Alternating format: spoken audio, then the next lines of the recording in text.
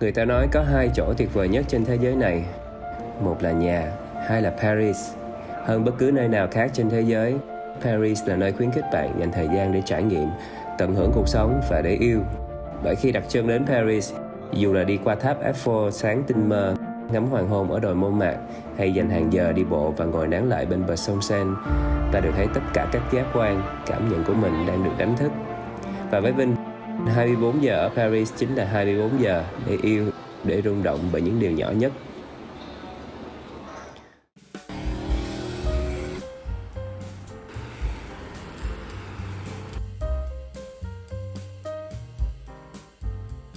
Hello, chào mừng các bạn đã đến với Paris cùng với Quang Vinh Passport. Wow, ngày hôm nay thì Vinh cũng rốt cuộc đã đến được thành phố hoa lệ.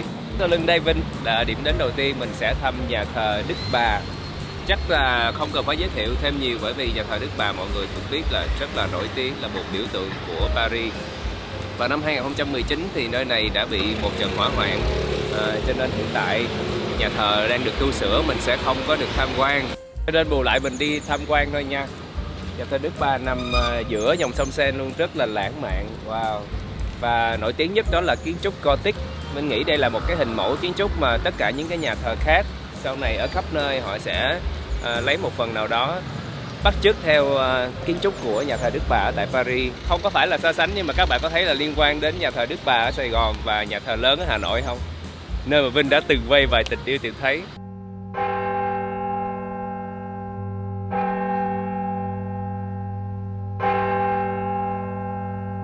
Đây, nhìn kiến trúc xây y chang luôn ha. Đến nhà thờ Đức Bà để chụp hình và check-in thì các bạn cũng nên ghé thăm nhà sách rất là nổi tiếng kế bên đây thôi, đó là nhà sách Shakespeare, một trong 4 nhà sách nổi tiếng nhất trên thế giới. Không có cho Vinh quay bên trong. Khi đi du lịch tại Pháp thì các bạn nhớ là việc quay phim và chụp ảnh cũng khá là khó, bởi một số nơi sẽ cho và một số nơi sẽ không có cho mình. Nên ngày hôm nay mình chỉ đứng ngoài rồi mình nhìn thôi ha, và mình sẽ đi vào bên trong ngắm thôi. Lâm chưa mở cửa. Đây, thứ hai tới thứ bảy, chủ nhật cũng có giờ nha, mở theo giờ cho nên các bạn lưu ý. Giờ thì sáng quá, người Pháp dậy trễ lắm mọi người ơi, mọi thứ bắt đầu phải từ 11 giờ.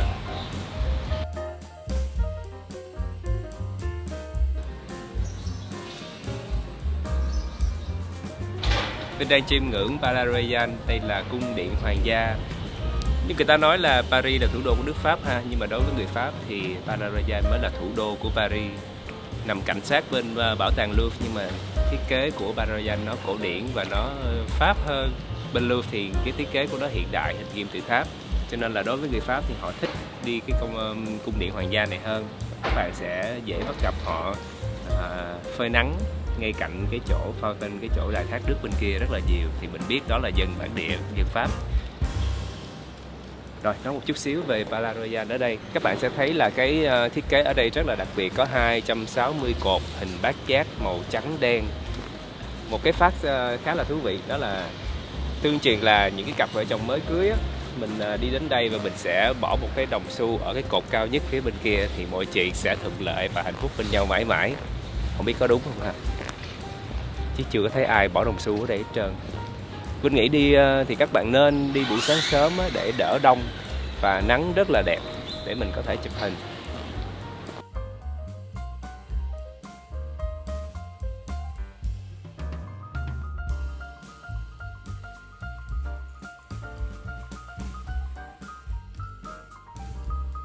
Một trong những địa điểm mà các bạn nhất định phải ghé khi đến thăm Paris đó là bảo tàng Louvre. Mình nghĩ là chắc không cần phải nói nhiều nữa, bởi vì ở đây quá nổi tiếng rồi, ai đến đây cũng chụp hình check-in hết. Phía ngoài quảng trường ngoài kia rất là đẹp rồi, nhưng mà Vinh mách với các bạn có một góc chụp hình rất là sống ảo, thần thánh ngay tại phía bên tay trái của Louvre. Nó chính xác nó là từ Palais Royal mình băng qua đường thì tới được cái góc này. Mọi người nhìn thấy một cái vòm siêu đẹp luôn. Để tham quan Louvre thì Vinh nghĩ là mình sẽ phải mất hết cả ngày chứ cũng không thể nào mà ít giờ hơn được, bởi vì rất là lớn, trưng bày rất là nhiều những cái tác phẩm nghệ thuật, chắc phải đi cả ngày mới hết được. Nhưng mà mọi người nhớ là mình sẽ mua vé online nha, chứ mà đến đây mà xếp hàng mua thì cái hàng dài lắm, vì rất là đông du khách đến đây. Trung bình một ngày bảo tàng Louvre đón khoảng 27.000 lượt khách đến để tham quan. Và Vinh nghĩ là mọi người, đặc biệt là các bạn đam mê nghệ thuật, mình đến đây mình sẽ lạc lối luôn, và nhớ là dành hẳn một ngày để mình có thể chiêm ngưỡng được nhiều hơn ở Đại Lương, bởi vì một thời gian ít, một vài tiếng thì mình nghĩ không có đủ để mà có thể trải nghiệm luôn.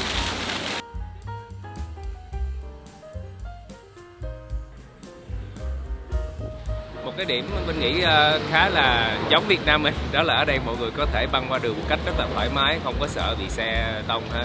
Rất là khác so với lại những quốc gia như là Mỹ, Úc, Singapore thì cái việc băng qua đường mình phải đi đúng lằn. Còn riêng ở đây thì mình thấy rất là giống Việt Nam mình, cứ băng qua đường thôi xe tránh mình.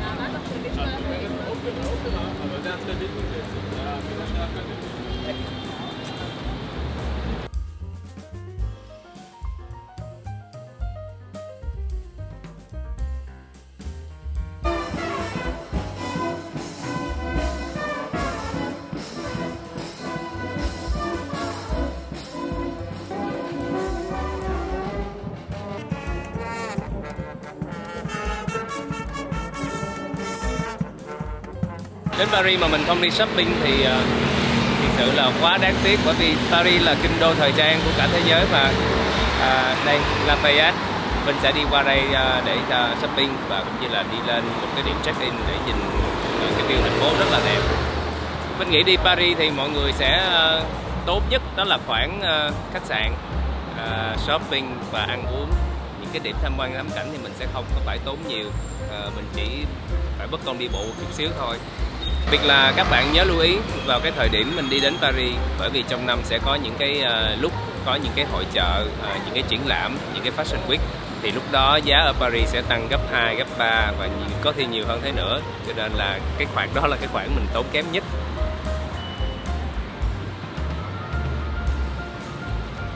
Đừng lạc lối nha mọi người ơi, ở đây đồ gì cũng có, chỉ là mình không có đủ tiền thôi. Đem bao nhiêu hết bấy nhiêu. Balenciaga nè, Louis Vuitton nè. Ở đây lúc mà trước dịch đó là trời ơi đông nghẹt như là đi chợ luôn á.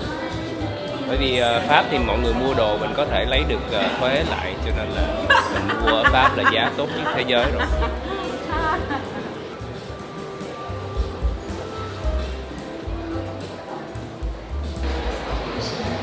Mọi người nhìn xem nè.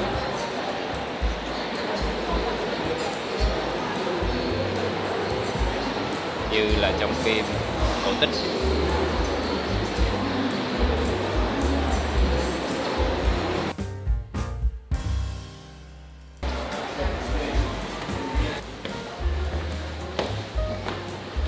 Ở trên đỉnh rooftop của tòa nhà Lafayette mọi người có thể thấy đây cái view rất là xịn sò luôn ha. Thì khi mà mình đi shopping ở đây mình nhớ lên trên cao nhất terrace ở trên này để mình chụp hình.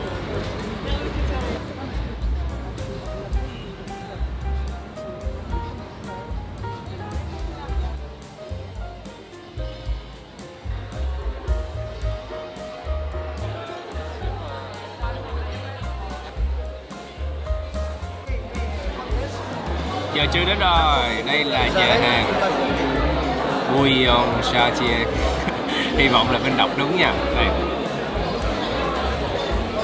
Nằm ở trên đường gì đó, Vinh không biết đọc tiếng Pháp mọi người ơi. Rue de Fabo. Bỏ đi, khó quá. Fabo gì đó. Đây là một trong những nhà hàng rất là nổi tiếng ở tại Paris. Vinh được một người bạn recommend tới đây, sẽ có những món ăn truyền thống và rất là đặc trưng của người Pháp, để cho mọi người có thể hình dung ra. Đây là món ốc bu. Đây món này thì rất nổi tiếng rồi, escargot ha. Vinh rất là mê món này. Chỉ là ốc và bơ tỏi thôi, nhưng mà ăn ghiền lắm. Đây Vinh kêu 12 con luôn. Giờ phải làm đúng nè trời ơi, phải kẹp vô làm sao mà cho nó giữ. Ăn phải có đồ nghề luôn, phải đúng bộ. Ngon thì ngon, béo thì béo và thơm nữa. Món này thì Vinh thích. Mặc dù Vinh cũng không phải là người thích ăn đồ Pháp lắm. Đồ Pháp mà fusion á, sáng tác thêm chút xíu thì Vinh thích ăn. Nhưng mà truyền thống Pháp thì Vinh ăn nhưng mà không mê lắm.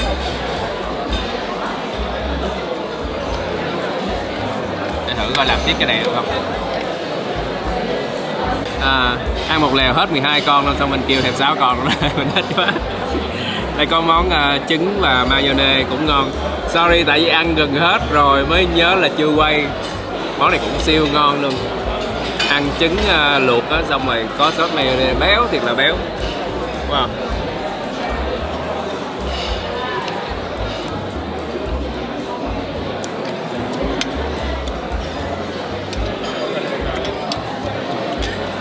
Ăn thành thạo rồi, giờ ăn nhanh thiệt nhanh luôn. Ở bên đi á, có nơi thì rất là lịch sự, thân thiện, nhưng cũng có nơi là rất là cục xúc, cũng rất là khó chịu.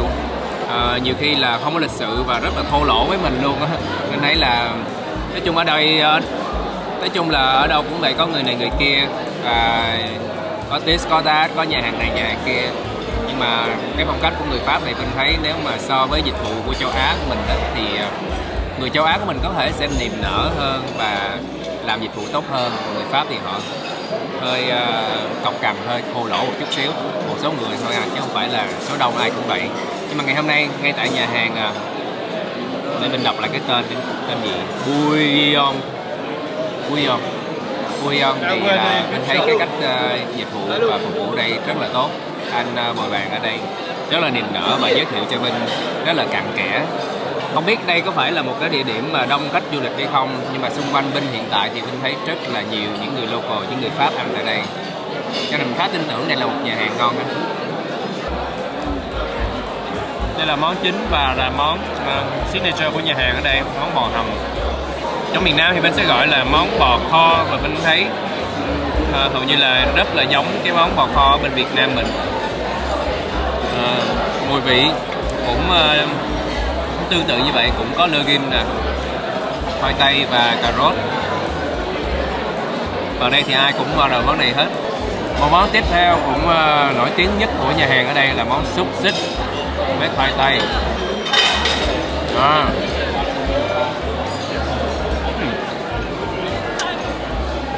Ngon đậm đà, nhưng mà Vinh cảm thấy mấy đồ này cũng không phải là gu ăn của mình. Mình thích đồ Việt Nam, đồ châu Á. Nhưng mà mình đi qua đây thì mình cứ ăn thử những cái món của người Pháp. Đây là một trong những trải nghiệm của Vinh, và các bạn, đặc biệt là những người Việt Nam của mình ở tại Pháp, nếu các bạn biết nhà hàng nào ngon thì nhớ comment cho Vinh biết nha, để Vinh sẽ đi thử.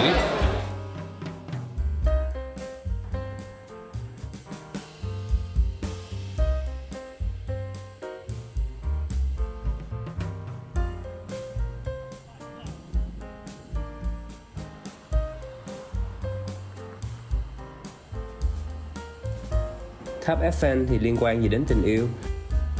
Ta sẽ không bao giờ hiểu được nếu không tận mắt trải nghiệm sự mơ màng, quyến rũ như bức tranh vẽ bao trùm tòa tháp này. Không phải ngẫu nhiên, Paris được coi là biểu tượng của tình yêu. Không phải tùy hứng mà những bộ phim như Moulin Rouge, Amour và Midnight in Paris lại nhắc về Paris với lăng kính màu hồng đầy lãng mạn. Lý do đơn giản là bởi trong từng hơi thở của những con người nơi đây, chúng ta luôn thấy được sự say mê, nhiệt thành. Và tháp Eiffel chính là một nhân chứng trường tồn, một tượng đài chứng kiến những lời cầu hôn lãng mạn nhất thế giới.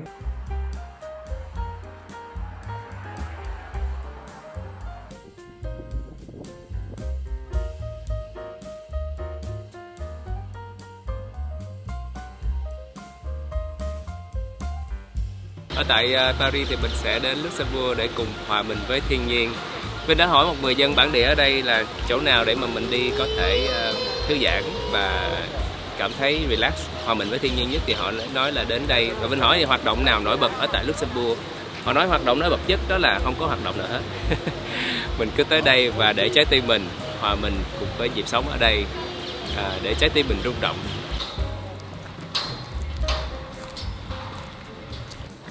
Ghé thăm vườn Luxembourg là một trải nghiệm rất Pháp của người dân Paris. Người Paris đến đó để đi bộ, đọc sách, uống rượu, dã ngoại hoặc tắm nắng. Ở đây, trái tim của bạn sẽ tự biết nhảy múa theo những bản tình ca của riêng mình.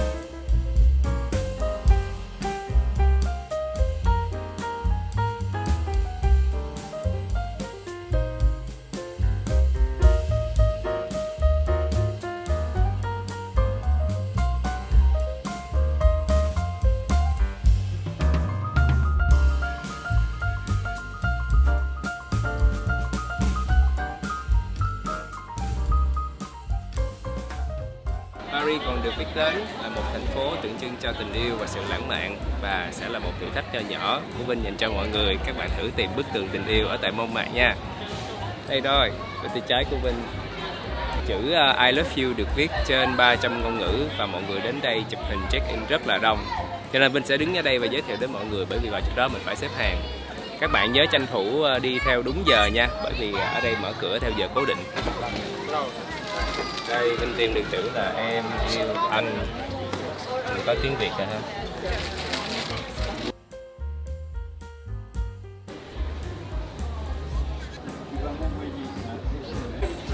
Mình phát hiện ra một chỗ ăn crepe cực kỳ ngon ở tại Montmartre, tên là Praise. Đây nha, chưa bao giờ ăn cái crepe nào mà thấy ngon miệng như vậy luôn. Và người ta nói đây là không phải là, mặc dù là ở Paris nhưng mà bánh crepe này không phải là kiểu Pháp, mà nó lai một chút xíu của Nhật và cả Anh nữa.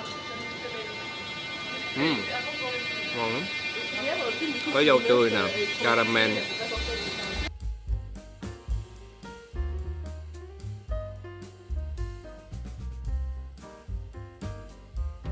Và ngay bây giờ Vinh sẽ dẫn mọi người đi tham quan cùng với Vinh một trong những nơi mà Vinh thích nhất ở tại Paris, đó là Montmartre. Bởi vì Vinh là nghệ sĩ cho nên Vinh rất là thích những cái điều về nghệ thuật. Đây cũng được biết đến là nơi mọi người nhìn thấy hội tụ những người rất là thích vẽ.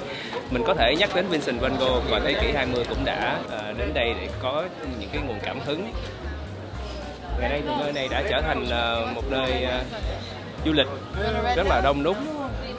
Mọi người cũng có thể thấy rất là nhiều những hoạt động bên cạnh nghệ thuật, thì ăn chơi, shopping, hàng quán đều rất là nhiều.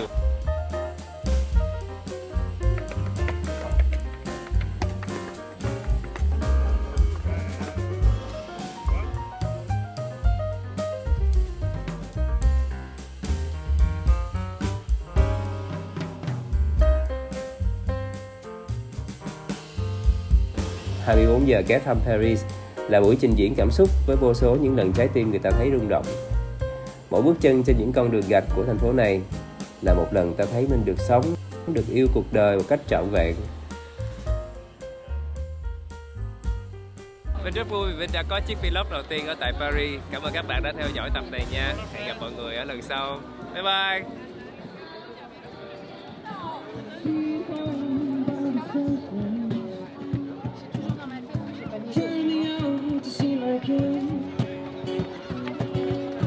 Singing sound of the sunset.